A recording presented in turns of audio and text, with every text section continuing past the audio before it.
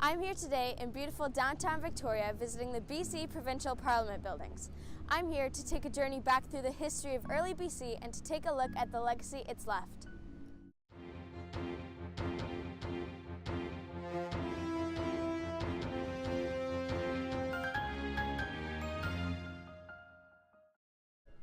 Right here in downtown Victoria are some of the most stunning buildings you will probably ever see.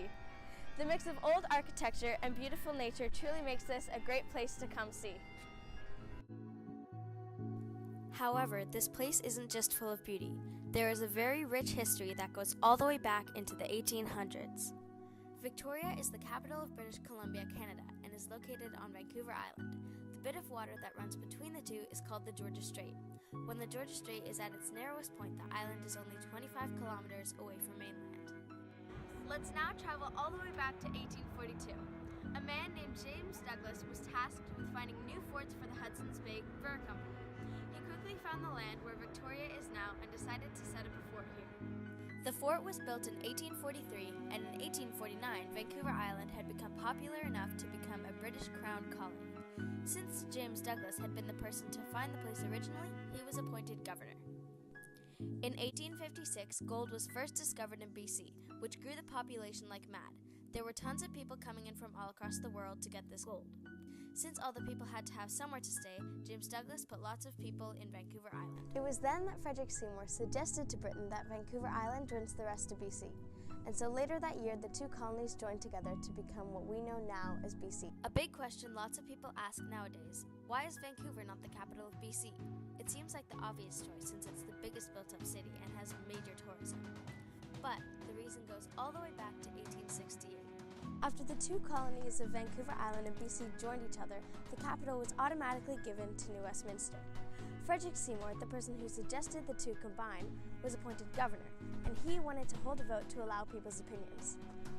The results of this vote came in, and the clear winner was Victoria, as at the time it was the biggest city in BC.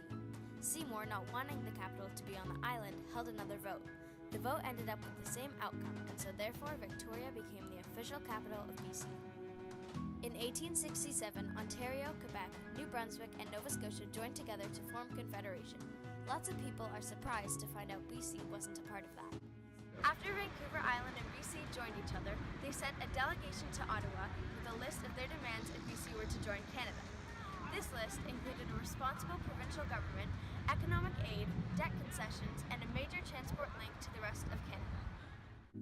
Then, sure enough, construction for the Canadian Pacific Railway began in 1881. Once this list was approved, the provincial parliament was put in these buildings called the bird cages. After many years of using these, Victoria decided they needed nicer ones, so there was a contest held for architects to design the new parliament buildings. A man named Francis Rattenbury won the contest and started building. Construction then finished in 1897. Many people thought of the buildings as too showy and unnecessarily detailed. However, after time, they became more and more accepted. The Vancouver Island Parliament plays a major role in the making of BC and has extreme significance. Since our previous governments were so fair, it allows our current one to be so inclusive.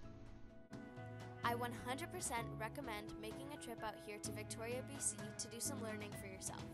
As although Victoria may not be a great big city, it is still a remarkable home to some of the most fascinating buildings in history.